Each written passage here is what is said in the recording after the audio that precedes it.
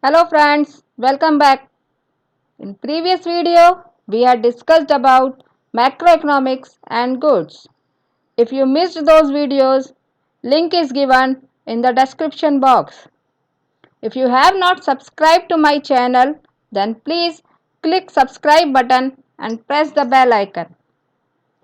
Today we are going to start the lesson National Income and Related Aggregates. This will also be a multi-part lesson. Let's get started.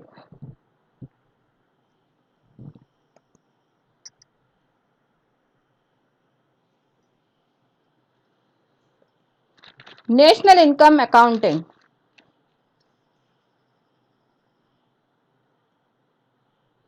National Income Accounting is a branch of macroeconomics of which estimation of national income and related aggregates are a part.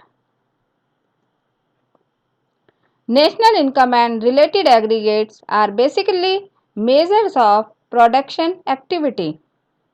Production activity are of two types. Production activity of the production units located within the economic territory is domestic product, gross domestic product, net domestic product are some example of domestic product.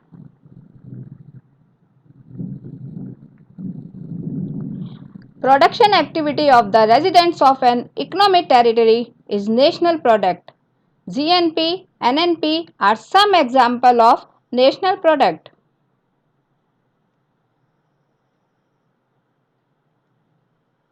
Economic territory. According to the United Nations System of National Accounts, economic territory is the geographical territory administered by a government within which persons, goods and capital circulate freely.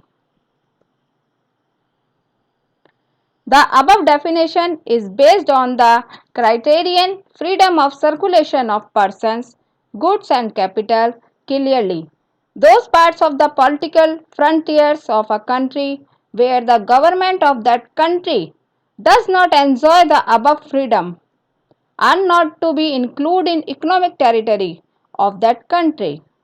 For example, embassies, government of India does not enjoy the above freedom in the foreign embassies located within India. So, these are not treated as a part of economic territory of India.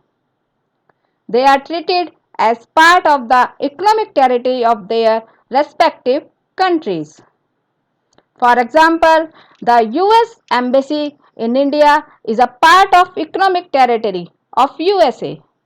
Similarly, Indian Embassy in USA is a part of economic territory of India.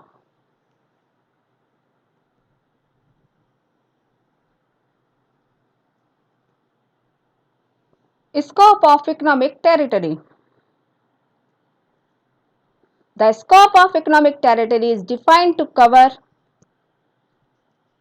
political frontiers including territorial, waters and air space. Embassies, consultates, military bases, etc. located abroad but excluding those located within in the political frontiers. Ships, aircraft, etc. operated by the resident between two or more countries.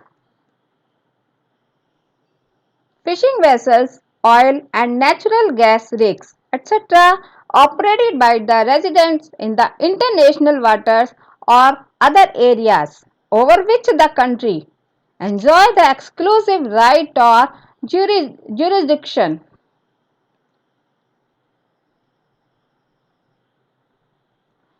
Resident.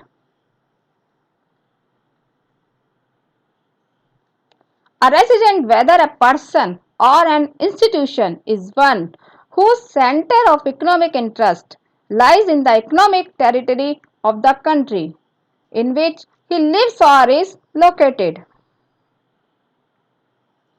The center of economic interest implies two things.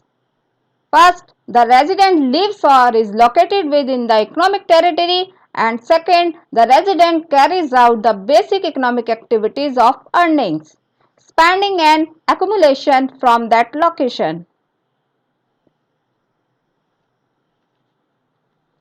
Note that a citizen and residents are two different terms.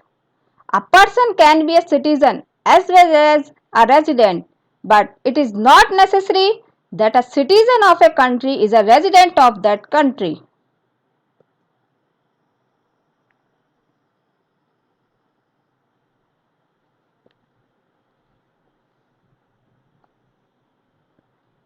Domestic and national products.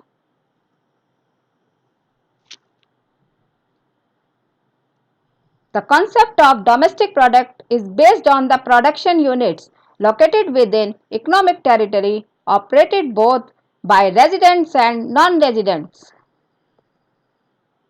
The concept of national product is based on residents and includes their contribution to production both within and outside the economic territory. Normally, in practical estimates, domestic product is estimated first. National product is then derived from the domestic product by making certain adjustments.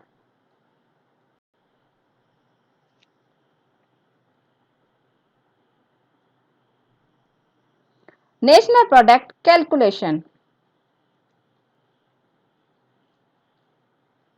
So formula is national product is equal to domestic product plus residents contribution to production outside the economic territory minus non-residents contribution to production inside the economic territory.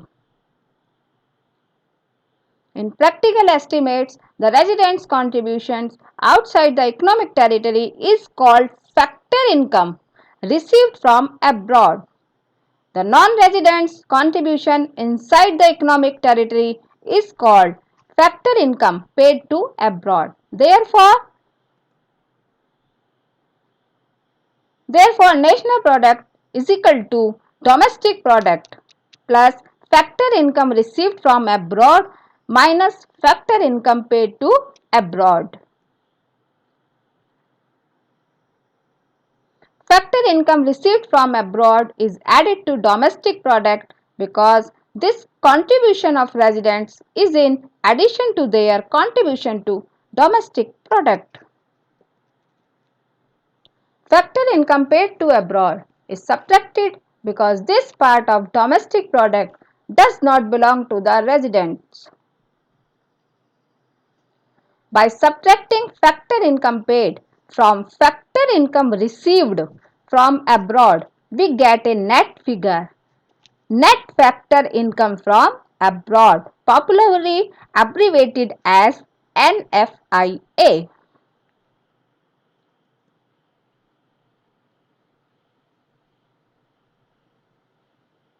National product is equal to domestic product plus net factor income from abroad is equal to domestic product plus NFIA.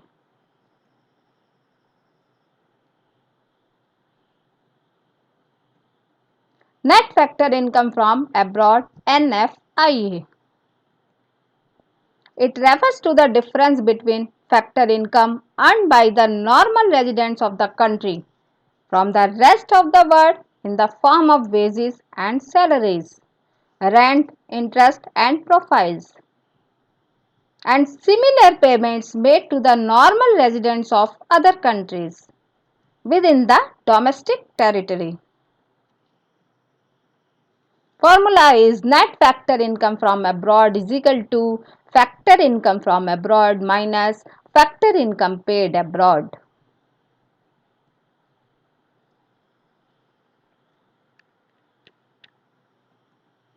Components of NFIA. There are three components of NFIA. First, net compensation of employees. Second, net income from property and entrepreneurship. And last is net retained earnings of resident companies abroad. The formula is NFIA is equal to net compensation of employees plus net income from property and entrepreneurship plus net retained earnings of resident companies abroad.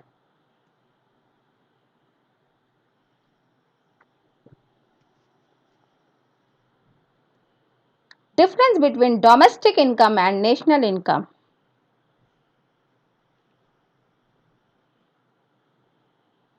Domestic income. It refers to the sum of factor incomes generated by all the production units located within the domestic territory of a country during an accounting year. Whereas national income refers to the sum of factor incomes earned by the normal residents of the country within or outside the domestic territory of a country during an accounting year. The formula is domestic income net domestic product at factor cost is equal to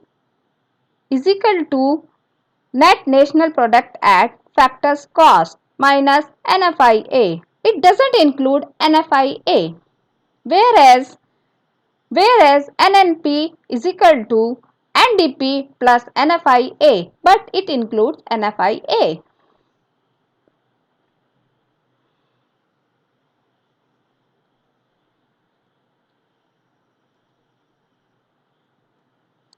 Difference between factor income and transfer income.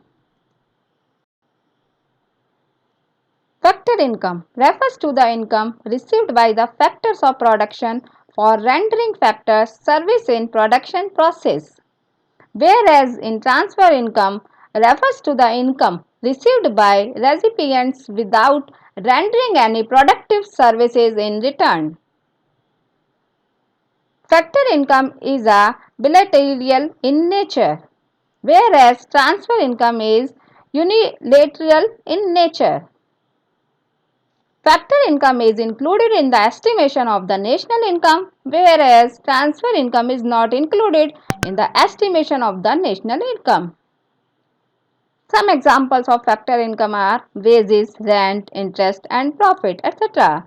And whereas transfer income examples are scholarships, subsidies, unemployment allowances, tax paid by households and enterprises, etc.